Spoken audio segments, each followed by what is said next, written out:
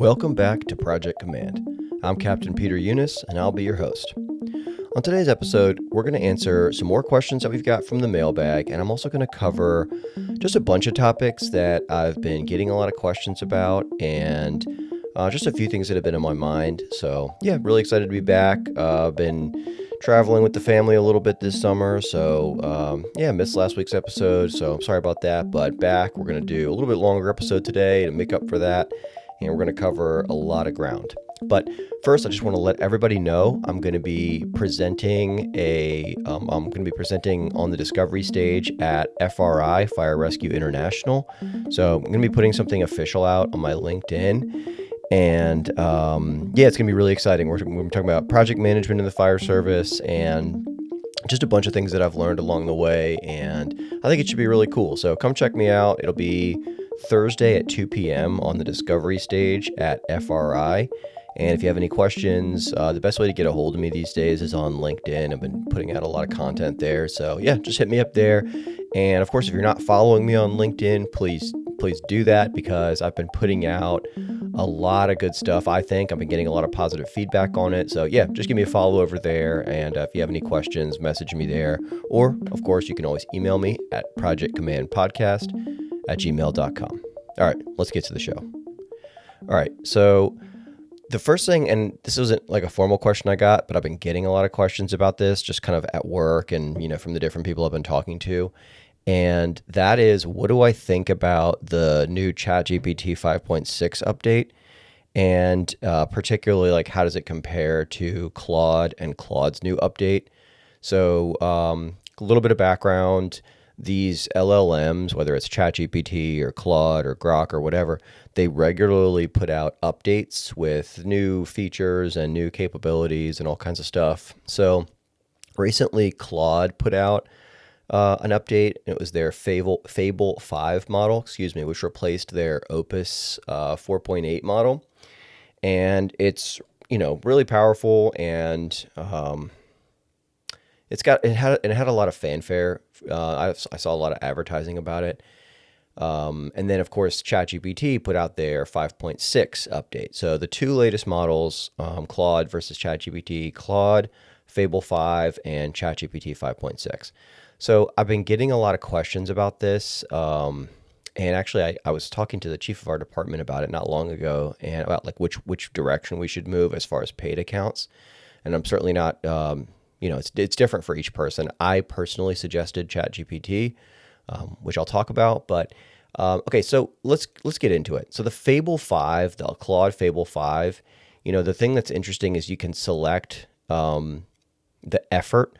And I think it's basically like 5 settings. It's like low, medium, high, max, or something in between. I can't remember. And on all the models allow you to do this, basically, to select your effort. But with the Fable 5, if you select max or whatever the setting right below that is, just know you're going to use up your usage credits extremely quickly. And I'm talking about on a paid account even. So like, I asked it to do something the other day. I think it was building an Excel table, and it used up, and I did Fable 5 max setting, and it burned through all the usage credits like straight away. I think I got 2 interactions with it in a 24-hour period. So my first critique of Claude Fable 5 is that you burn through usage credits outrageously quickly if you're using the new model. So it's frustrating because like I haven't even really. I've had it do some things, and it, like, the things it did were good, but you just get, as I've said many, many times with AI, the value is often not in the first product. You have to iterate it. So you get it, you say, hey, make this spreadsheet, and it makes it, and you look at it, and you're like, hey, this isn't quite right. This isn't quite right. So you tweak it. You say, hey, now change this, now change that. And you kind of lose that ability with Fable 5 because it burns through the usage credits so quickly. So if you know exactly what you want, okay, sure, go ahead and use Fable 5. But if you're planning on doing iterative refinement, which is one of my favorite modes of prompting, you're going to have a tough time with that on Claude. Now, likewise, in comparison, I should say, on ChatGPT 5.6, I have yet to hit my usage limit on 5.6, and I've been using it a lot. And the products that it's putting out are really, really cool. Like, for example, I had it build a prediction engine the other day, which is, fancy way of saying an Excel table. But man, this thing was so freaking cool. So I put in historical leave data for our department, like I think, how many years was it? It was leave data, like how many people use sick leave and, vacation and, military leave and conference leave or whatever, all the way back to 2016, ran that into, or consolidated that all into a spreadsheet, had it factor in like, hey, what growth has our department seen since then? And it created 2 years of predictions. Like on this date, you're going to see this many family sick leave, this many personal sick leave, this many conference leave. And I tested its accuracy like over the course of several days. Like we, put the model out, like let's just say on a Monday, I created it. Then that next day we said, okay, this thing says there should be this many people on leave. Let's test it. And it was extremely accurate. I have to tell you that it was extremely, extremely accurate. So things like that, where you basically have it create a prediction model using Excel, ChatGPT 5.6 is really, really good for that kind of stuff. And importantly, you can refine it. So, you put it in, it spits it out. There's an error in the spreadsheet, or it's measuring a column incorrectly or whatever. You can refine it and dial that in. So the 5.6 for ChatGPT, I've been extremely impressed by. And of course, if you're using the paid account on ChatGPT, you can adjust the effort. So it's instant, medium, and high, I think is what it is. And what I like to do is when I'm going back and forth with the model, explaining what I want it to do, I'll switch it to instant or medium, and I'll say, hey, I'm trying to build a model that'll predict leave usage. I have this data and I have this data. How should we go about doing that? And it'll say, okay, upload this file. Well, I'll ask questions about it or whatever. You go back and forth with it on medium. Then when you actually want it to produce the spreadsheet, you switch it to the high setting for high effort.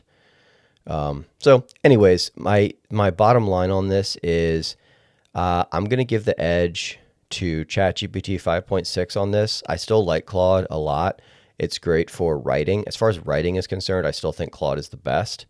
But if you're looking for which one of these new models is the most kind of productive and user-friendly, I'm going to give the edge to ChatGPT just because you burn through those usage credits extremely fast on Claude. Okay, and now since we're talking about AI, one more thing. We're not going to spend the whole episode talking about AI, but one more thing on AI.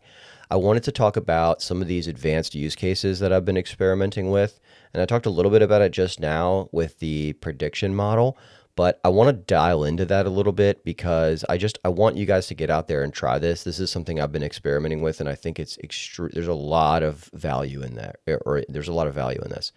So there's companies out there that put together models, prediction models, where it's like, okay, you have this many engines and this many trucks and this many medics. If you move this engine to this location, what will it do for the call volume at this station or whatever? And you pay a lot of money for those dashboards, those predictive dashboards. And sometimes they don't work that well, and sometimes, whatever. And I'm not even going to say any names because there's no need for all that. But what I want to explain is how I've been creating prediction models. So this is how I would go about it. And this is a form of prompting I actually really like. It's basically where you start with what you want at the end, and then you kind of work backwards. So for example, the leave prediction model I just put together. The way I would go about doing this is in ChatGPT 5.6, which I should have said, you can select which model you use. So it might default to 5.5 or 5.6. Just go where it says 5.5 or 5.6, click on that and verify that you're using the newest model. And I would so I'm on 5.6, I would set the effort to medium or instant while I'm going back and forth with it. And then I would say, I want to create a prediction model that will show me what leave usage is going to be for the next 2 years. I have, this data. Can you give me some ideas on how we can create that? And it'll say, whatever, upload the data, et cetera, et cetera. And so basically you're going to go back and forth with it. Excuse me. But a really critical thing here is that when you build this model out, you have to make sure it understands the data. So when you upload, like let's say you're going to upload a bunch of Excel sheets and you're going to say, okay, use this to create the model, you have to make sure it understands it. So what I like to do is upload the Excel table or whatever it is and say, I want you to review this Excel table and I want you to ask me any questions you have in order to fully understand this data. Acronyms that you don't understand or data that seems to be at odds with other data, and I'll clarify everything before we move forward. This is what's known as training the model. So you configure the model, what it's going to show you, what data it's going to use, and then you train it how to interpret that data. And then you test it on the data. So, if I'm building this leave prediction model, I would upload the file. I would say, all right, ask me any acronyms you don't understand. And then I would test it. Like, what do you not like? Like, for example, I would say, what does FSL stand for? Family sick leave. How many family sick leave usages were there on this date? And I'm going to test it. Like, how well does it understand the model? So does it understand the data rather? And if it answers them all correctly, then I keep moving. And so what you're doing is you put in the data, and each time you put in data, you have it review it and ask any questions it needs in order to understand it. And then you test it. Ask it questions about the data, acronyms, leave usage for specific days, whatever you want to test it on. And then you move forward with the process. And then you say, okay, now create a model that predicts leave. And it'll create the model. And I like creating that model in Excel, because when you do Excel, there's a lot of like really, really fancy stuff you can do with Excel that I think a lot of people aren't doing. And you don't actually have to know how to really use Excel. You just maybe have a very basic understanding of it, because it does all the coding and the programming and all that kind of stuff. So it'll spit out an Excel table. And what I also like to do is say, include a tab that includes instructions on how to use this prediction model. Include a tab which includes all of the assumptions that this model makes in statement form. Now that allows you to go back and look at all the statements, or all the assumptions rather, that it's made and verify that they're all accurate. And of course, if it's made an assumption that isn't accurate, you go back through and you say, okay, one of the assumptions you've made is this, another one was this, these are inaccurate, it should actually be this. And you go back and forth and you refine the model. Now, when you actually create that Excel table, you're going to want to switch your effort to high. And what that means is it's going to take, 5 or 10 minutes to give you an answer versus how the models typically work, which is, they give you an answer straight away. So in any case, I would say just experiment with this. It's a lot to try to explain over a podcast, but go and check out 5.6 and just have it explain this stuff to you. And of course, if you have any questions or you want to chat more about it in detail, just hit me up on LinkedIn or email me, and I'll be happy to explain it in a little bit more detail. But yeah, I guess the big takeaway there is just go out and experiment with it, because there's a lot of use cases for 5.6 that I don't think people are aware of, or maybe they tried to do something with AI a year ago and it wasn't able to do it, and they don't realize that the model has actually advanced quite a bit. So I encourage everybody to just go out and experiment with it and see what it's capable of, because I think it's capable of a lot more than we probably realize it is. All right, let's get to the next question here. This is an actual question from the mailbag here. It says, what's the single biggest mistake new administrative officers make during their first 90 days? This is a great question. I think the reason for this is I put out, for this question, I should say, is I put out a graphic on LinkedIn that basically said, like, hey, here's the things to think about when you get transferred to an admin position from ops. And there's a bunch of stuff to think about, but one of the biggest mistakes I see people make when they move to an admin role is, because we're coming from operations and we're used to being very busy, and firefighters have a very strong work ethic, you'll find when you first move to an admin position, you're not going to be that busy and you don't have that much going on. And it makes you feel uncomfortable. You're like, man, I don't have enough going on. I'm not earning my keep. And so you start hunting for work to do. Like, hey, I noticed this thing's not working. Let me fix that. Or I'm going to take on this project, or I'm going to do this. And so you fill your plate because you're uncomfortable not having enough work to do, and you want to feel like you're contributing and all that. So you fill your plate up. But what you don't realize is, whether intentionally or unintentionally, there's a kind of a grace period when you come to most admin positions where the work doesn't come right away. And, so what happens is people will fill their plate with stuff that isn't really their job, but they feel guilty because they're not doing enough. And then over the next, 3, 4, 5 months, that work starts to trickle in.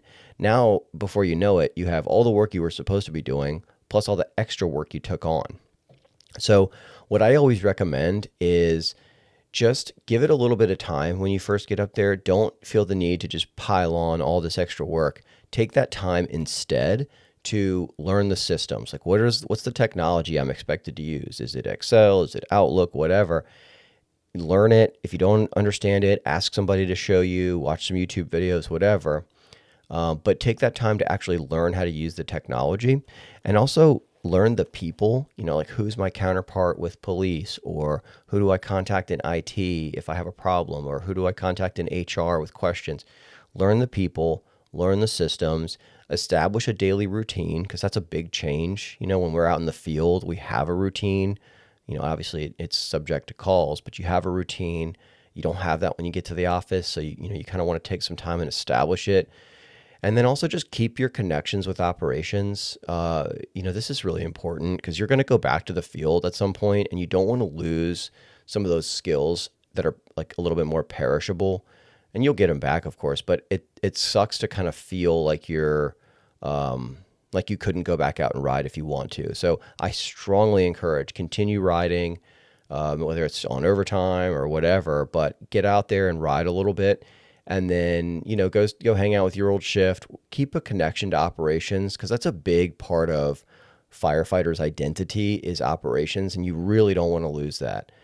So yeah, learn the systems, learn the people, take some time to figure out what your job is, ask a lot of questions, maintain your connection to operations.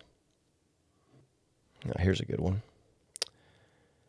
What is the best way to handle scope creep in government projects? And is the fire department different from other types of government work? All right, let's take that one piece at a time. So what's the best way to handle scope creep in government projects? And so I'll talk a little bit specifically about the fire department, and then I'll kind of zoom out to talk about, more general government projects. But for scope creep in the fire department, this is so common, actually, because there's a lot going on in the fire department, always, never enough people to get things done. And a lot of times what will happen is when you are on a project, you're either running the project or you're a part of it, people will see, okay, this project is supported, it has money, it has a team, they have momentum, they're getting things done. And so people will try to get their work done as a part of your project. And I don't even mean it necessarily in like a sneaky or nefarious way, but people will say, hey, while you're doing that, can you also do this? Or can you also do this? Or can you also do that? And it's really easy to say, yeah, sure, no problem. Or yeah, we can get that done. And what ends up happening a lot of times, and I've seen this countless times, people will say yes to too many things, and the scope of your project will balloon out. I actually saw this on a project, and this was a big learning experience for me. I was working on a project to redefine what the role of our heavy rescues was going to be.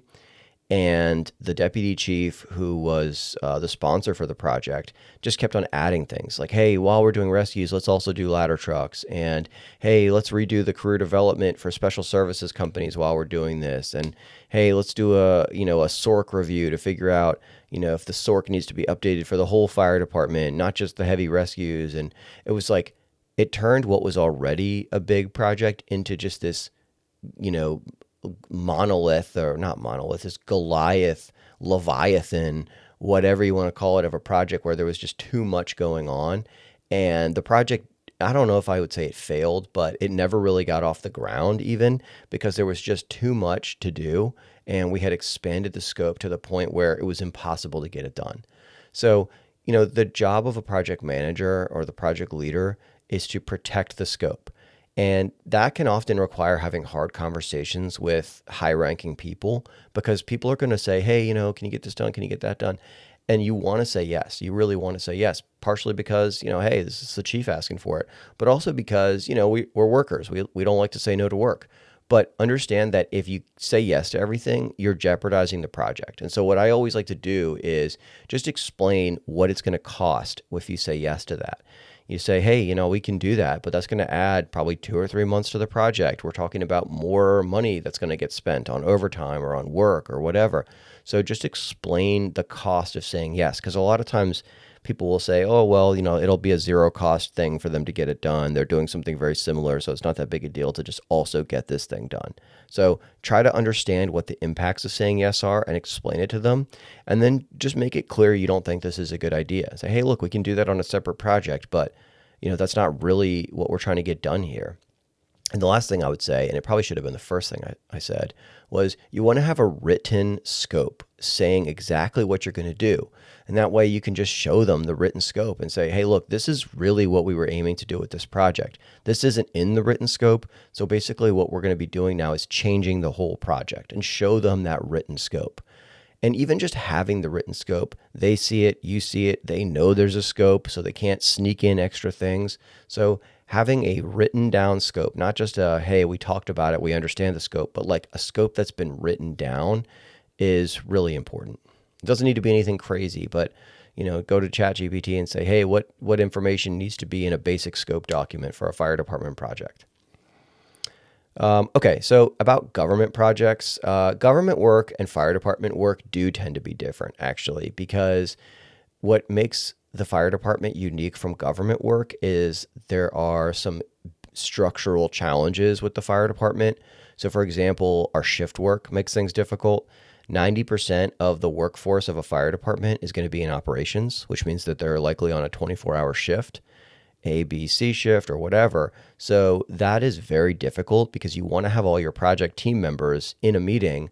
But if, some of them are going to be at work and some of them are, maybe sleeping in the morning because they were up all night or whatever, it makes it much more difficult to get your team in one place, even with things like Zoom or Teams meetings or whatever. And that typically is not a challenge you find in the federal government, where people tend to work 9-to-5 jobs. But also remember that government workers have a different mandate. The fire department, our people are primarily and first and foremost firefighters. So they often don't have the same kind of training in things like Excel or, whatever. And it's not, any indictment on them. It's like, why would they? Their main job is to cut the roof or pull the line or cut a car open or whatever. And so while government workers were being taught to use Excel and all these other systems, and I keep saying Excel just because it's what's on my mind right now, but there's lots of other ones, we were learning how to fight fire. And so there's a difference in skills because our skills are more geared towards being firefighters. And so a lot of times you need to be more deliberate about how you put your team together to make sure that you have the skills you need.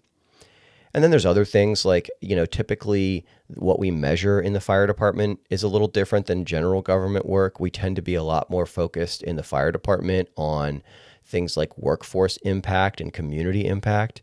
Government projects, they're not necessarily focused on, profit, because that's not really the role of the government, but they tend to be a little bit less community focused and more kind of globally focused. Because government, particularly the federal government, is very sort of broad in who they do projects for, versus the fire department, we're doing projects that are either going to impact the workforce or the community typically. So there's sort of a difference in that, and then a difference in the metrics. And then there's also just a difference in terminology. Government, I think, is a lot more comfortable with business world terminology, like, the sort of, project management terms, versus the fire department.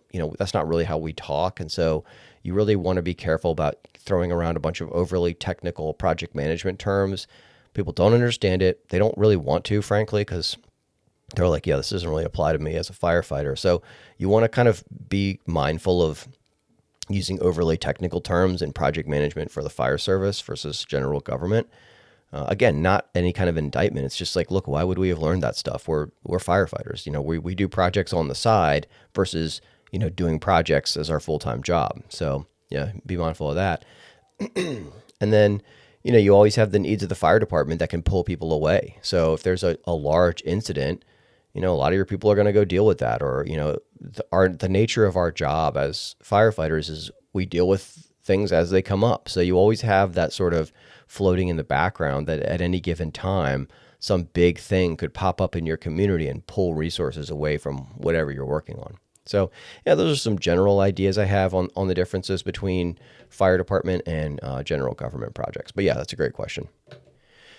All right. So another broad kind of question that I've been getting, just kind of in conversations, and when I've been talking to some different people on the phone, just like because one of the things I like to do for my research is for obviously free of charge. I do a lot of kind of conversational consulting. I don't even know if that's the right term or if that's even a real term, but I talk to different people throughout the country about their projects, and I always offer this up. And I think people think I'm charging or I'm running a consulting company, and I'm not.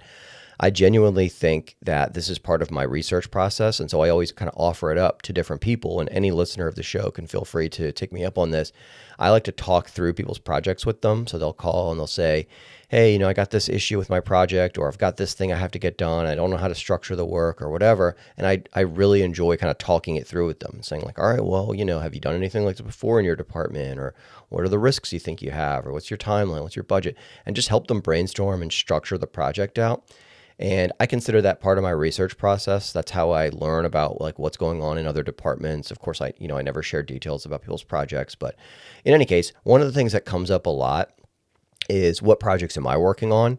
So I'm just going to kind of run down some of the things I'm working on right now, both professionally and personally. So one of my projects is I'm involved with the design and the construction of our new tactical training facility. We're building an absolutely awesome new training facility. And I was part of the design. Me and another captain went up to the FDNY facility. Those guys are awesome. They're just like, that's just the most welcoming, understands the brotherhood group of people you'll ever meet. And they showed us around their facility. We took some pictures, measured stuff, and we designed our own facility. And now we're working with architecture and engineering to build out the design, to do a lot of the requirements for it. And then we're moving along with that process. Hopefully that construction will start next year. But that's a really cool project I'm involved in. I actually really enjoy those meetings, even though they tend to be kind of long.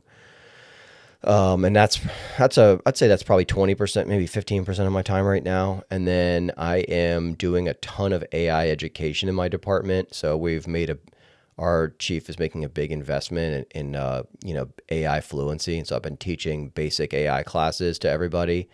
Maybe, like 50 people at a time, just like teaching, hey, this is an LLM. This is how you engage with it. This is how you prompt. This is our policy on it.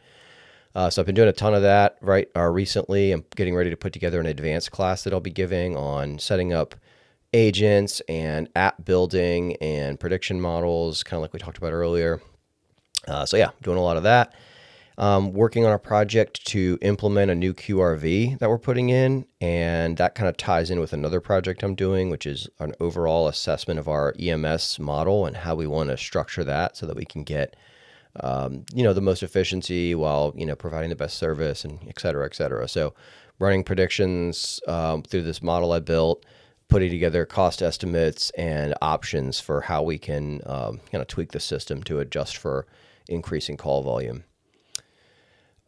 Excuse me. Another project I'm kind of working on the side a little bit is this project to redo the admin section of our fire department. We're trying to get more use out of the space. And so we're looking at some different options to put, like shared workspaces and conference rooms in. So I'm working with our facilities captain to kind of identify some options for that. That's mainly just kind of, I don't even know if I would consider that one of my projects. That's just something I've been working on recently. But yeah, it's actually kind of cool to think about stuff like that. And I'm working on a radio project. Right now, we have a new radio system we're getting ready to deploy in the next 12 months. I think it is. Yeah, 12 months. And anyways, a part of that is we have to update in person all of our radios. And that's for all of public safety. So we're talking about thousands of radios. So coordinating that, setting up the different locations where they're updating, working with all the stakeholders, all of our public safety stakeholders, police, sheriff, fire, 911 center, and the radio, our radio experts in our radio shop, and just coordinating that. And that's actually, a little bit more work than I maybe initially thought it was going to be, but that's a project I'm working on. And standardizing some project documents for the department is another thing I'm doing. And I think that's probably, is there anything else I'm working on? That might be it. Another thing I do a lot of is just kind of helping people in the department with their projects. Like people will come to me and I'll help them structure their projects out. or just help wherever I can. But I think that's probably it right now. Personally, I have a bunch of projects ongoing. Of course, I'm doing the podcast, which, I typically that requires like an hour or two of prep work for the episode, and then maybe an hour to record and do some editing and then post. So that's a few hours a week. And I've got this presentation at FRI that I'm working on. I'm actually very excited about that. So I'm kind of consolidating it, trying to make sure it's going to be interesting and not too technical for, I think, the setting that I'm doing it on, the discovery stage. It's better to kind of not get too down in the weeds and talk more generally, but also throw in some stuff people can take away and get some use out of right away. And then, like I was saying earlier, I've been doing a lot on LinkedIn recently, just because that's where I'm getting a lot of engagement. People are sending me a lot of messages, they're commenting on posts, and so I've got a lot of engagement there. And so I've been putting out typically like 3 or 4 things a day, actually. So I spend, which sounds like a lot, but really what I do is on the weekends, typically I'll spend an hour or two developing different kind of curriculum, I guess you could call it, for AI and project management. And then I release them, so I spend like 1 or 2 hours working on it over the weekend, and then I release them throughout the week. So it's like an hour or two of work per week, but then I release them periodically throughout the week. And yeah, I'm actually also getting ready to do a video series on AI. I've gotten some requests for that. And then I also just think that it's a kind of a fun thing that I haven't done a lot of is, video editing and video production. So I think that's a cool thing I'll be doing. No timeline on that, but I'm hoping, it kind of crosses over with what I'm doing professionally anyway. So I'll definitely be doing that at some point over the summer. And then, the other thing, I'm kind of keeping my eyes on this Iran conflict for the fire department and also just like for my awareness, because, I think these fuel prices are going to be a bigger deal than people are. I think we're not taking this seriously enough as an industry from the public safety perspective. And I understand why it hasn't really like been that. I mean, we've seen a lot of fluctuations in these fuel prices, but I suspect that we're going to see a big spike in fuel prices in the not too distant future. And I don't know that we're really, we've done a lot in my department, which, kudos to them. But I just think this is a time to be topping off diesel generators. If they're not, this is a time to be, factoring in where extra money in the budget is going to come from for fuel costs and energy costs. And I think we need to be doing some research on our supply chains. This is something that people realized during COVID is how susceptible our supply chain is to global events. So, a lot of people a lot of departments rather are getting medication or PPE or whatever from Europe or the Asian markets, and they're seeing real significant increase in their production costs because of fuel spikes, which are more pronounced there than they are here. So I think we're going to start to see increased pricing for a lot of things. And I also think there's a potential we could see supply chain disruptions altogether. I did an episode on this maybe like a couple months ago.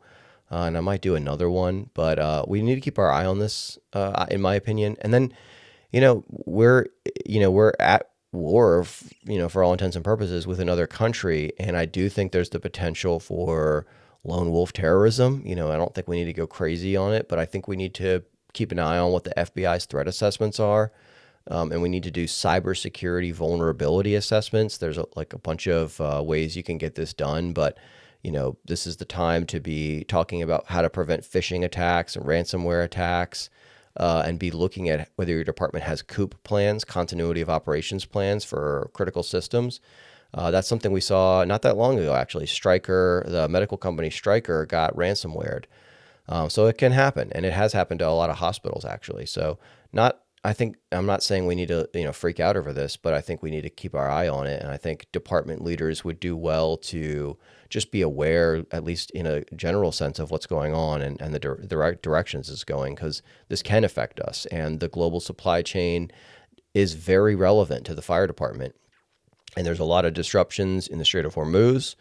Of course, everyone's kind of heard about that. That's the waterway that connects the Persian Gulf kind of to the broader market. in oil, petrochemicals, fertilizer, a lot of things like that. But what a lot of people maybe aren't aware of is that there's another very narrow waterway called the Bab el-Mandeb Strait, and that is, there's a group, a militant terrorist group called the Ansar Allah, which we know as the Houthis, and they're threatening to shut down the Bab el-Mandeb Strait. So a fifth of the world's energy goes through the Strait of Hormuz, and then another, I think, like 10% maybe goes through the Bab el-Mandeb Strait, and more now because it's being used as an alternate route because of the disruptions in the Strait of Hormuz. So in any case, without going too far into the weeds, this is something I've been keeping an eye on and providing reports to my department about. Like, hey, these are this is what we've seen in diesel prices. This is where our supply chain could be vulnerable, and everything like that. So something, I kind of went off on a little bit of a tangent on that, but I do think people need to be aware of it. Again, we don't need to freak out about it, but we need to keep an eye on it. We saw during COVID, everybody kind of got caught flat-footed because we didn't realize how vulnerable our supply chain was, and then everybody was scrambling for PPE and all the rest. So let's just not let that happen again. So yeah, that's something I've been keeping my eye on. Another question I get, and I haven't gotten it in the last couple of weeks, but just while I'm thinking about it, it's on my mind, is what books I'm reading and what's coming up next for me as far as books. So I reread Good to Great by Jim Collins recently. That's just such a freaking awesome book. My sister recommended it to me. She's got an MBA, and she said this is like foundational in MBA programs. So I highly recommend Good to Great, especially for fire chiefs. This is like, there's a concept of the doom loop, and I won't go too deep into it, but it's basically we change things and we don't give it enough time to see what the impacts are, and then we don't like what we're seeing, so we change it again. Then rinse and repeat, and so we constantly are changing things, but not giving it enough time to see if it's working. So of course nothing ever works, and then we're always changing things, and that's called the doom loop. And he goes into obviously a ton more detail than that, obviously, but it's just such a freaking good book, especially for agency heads. I started reading A Good Strategy, Bad Strategy by Richard Rumelt, I think. And I didn't finish it, but I'm going to go back and finish it because I really liked the first part of it. I just kind of got distracted with something else I was doing. And then the same thing is true for Thinking Fast and Slow by, let me look that up. Who's that by? Daniel Kahneman. That's right. So I started reading that, didn't finish it, but I intend to go back and finish it because it was good and it was highly recommended to me. And then, of course, I always recommend my all-time favorite book, which is Range by David Epstein. It's kind of an unfortunate last name, but no relation to the other Epstein. But it's a great book, and it's actually one of my favorites, and it's about why generalists win in a world of specialization. I like to consider myself a generalist, and it was a really, really eye-opening book. I've actually recommended it to dozens of people at this point, but I highly recommend it to everybody. It's one of my all-time favorites. And there's just these two authors. They've written a bunch of books, Chip and Dan Heath, two brothers, and they wrote Switch, which is a great book. It's about how to change things in your life, whatever those things are. And they use this concept of the elephant rider model, where imagine you have a guy riding an elephant down a path, and the rider of the elephant represents the analytical side of the change. The elephant represents the emotional side of the change, and then the path that it's walking on represents the environment that the change is happening. And it talks about how to address all three elements, the analytical side, the emotional side, and the environment, and why those are all so important and what can happen when you ignore one rather than the other. So it's just a great book, especially for fire chiefs, because we're always needing to, or I guess I should restate that. Change management is something we don't typically do a good job at in the fire department, in my experience. And so understanding how to effectively manage change is a really, really important part of implementing initiatives or projects or whatever. So, and they have a bunch of other books. Those two brothers do, Chip and Dan Heath. So I really recommend that. And of course, I would be remiss if I didn't say I got to recommend my own book, Project Management in the Fire Service, Amazon bestseller. And I would, of course, be very flattered and humbled if you would go pick up a copy. And of course, please leave a review. Unless you didn't like it, in which case, please don't leave a review. But, I'm just kidding. Of course, you're going to like it. I think it's a really good book. The co-authors, Jackson Baynard and Duke Cuneo, are two incredibly smart guys. A lot of research went into the book.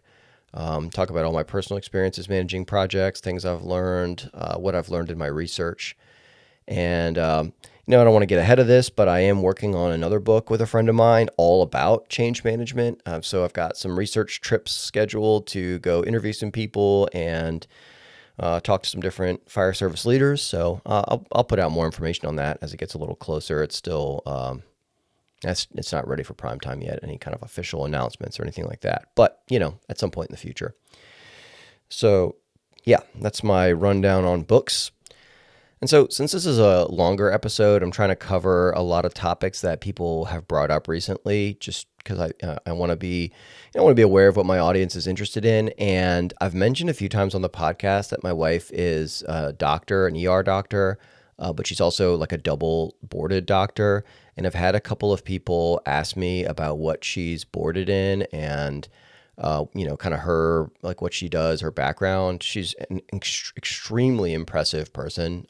Obviously, I'm partial because she's my wife, but she is a double boarded physician. So she's an ER. She's completed a residency in emergency medicine and also internal medicine. She did a double boarding program. So it's like instead of 3 years for ER or 4 years for internal medicine, they do a 5-year residency, and then at the end of it, they take all the tests for both emergency medicine and internal medicine.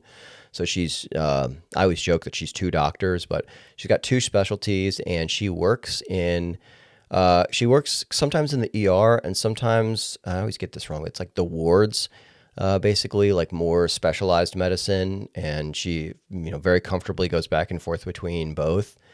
And she is an attending now. She's been an attending for several years, and it's just a really I've often said she's the kind of person that's built to be a doctor because, I think a lot of people in the fire service, definitely me, can get jaded over time, and you don't do it for the love of the game, at least for the EMS, but she genuinely loves interacting with patients and is a very, very compassionate person by nature. And it's just her patients love her because she'll sit there and talk to them and really cares about what's going on with them. And I've always found that really admirable, and I'm so impressed by it. So her schedule is pretty wild, not as wild as it used to be. Residency was really hard, obviously, just because it's so busy. But now she works. Actually, it's not that wild. Honestly, it's much better. So she works kind of a variety of different shifts, either 8 or 12 hours, and then she also does some clinic work. So yeah. Anyways, that's kind of her rundown. I won't get too specific. I don't think she'd like that. But yeah, that's the rundown on her. She's a really impressive person. And yeah, she's obviously a great mom, great wife. So she's just a really impressive person. So, all right. Yeah, that's it on that. And okay, last topic that I get questions about is my high altitude mountaineering that I love, and what my next trip is, what my last trip was. And so I'll just very briefly talk about this. And for people who aren't interested in this is the end basically of the episode. So if you're not interested in what I do for high altitude mountaineering, this is a good time to cut the episode off.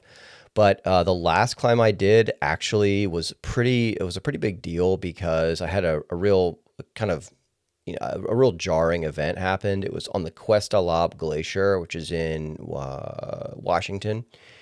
And I had a really kind of crazy fall. I was right at near the top of the glacier, so near the summit of the mountain, probably 1,500 feet of elevation, maybe 2 miles from the summit, or maybe a mile from the summit, so not far at all.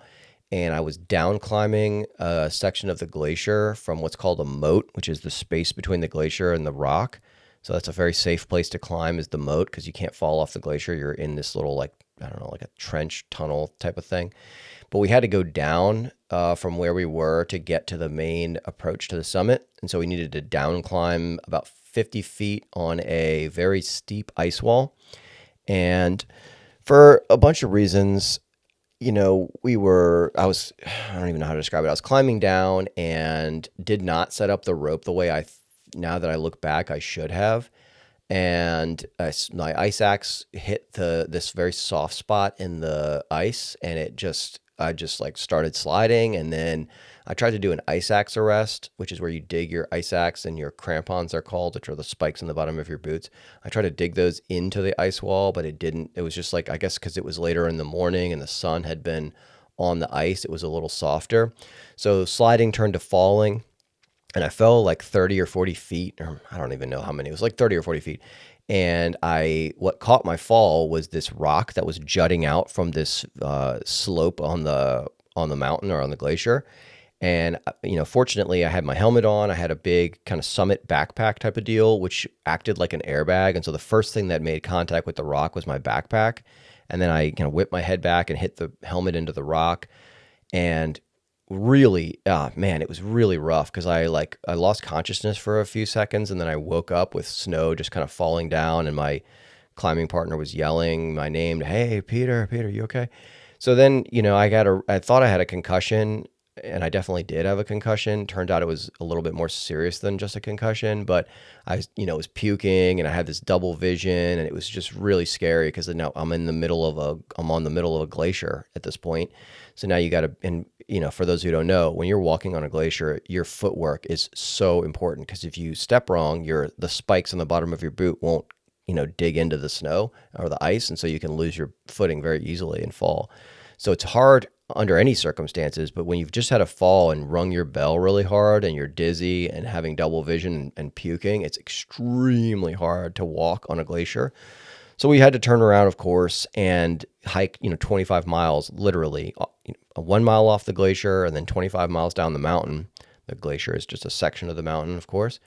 And that was a really jarring event for me. And, I had some bruised ribs and somewhere between a concussion and a TBI, which I had headaches for like 12 months afterwards.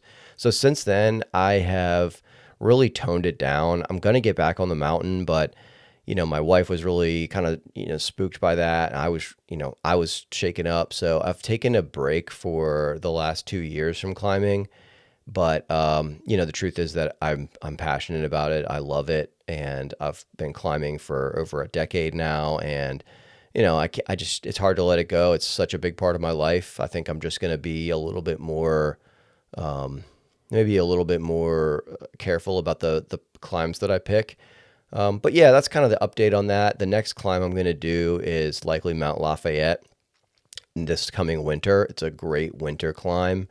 It gets very, very cold. It's in the White Mountains of New Hampshire. It's not as tall as the mountains I typically like to climb, but it's really, really exciting because it's like a typical, New England winter climb, bitter cold, but, obviously, you wear the right gear, so it's okay.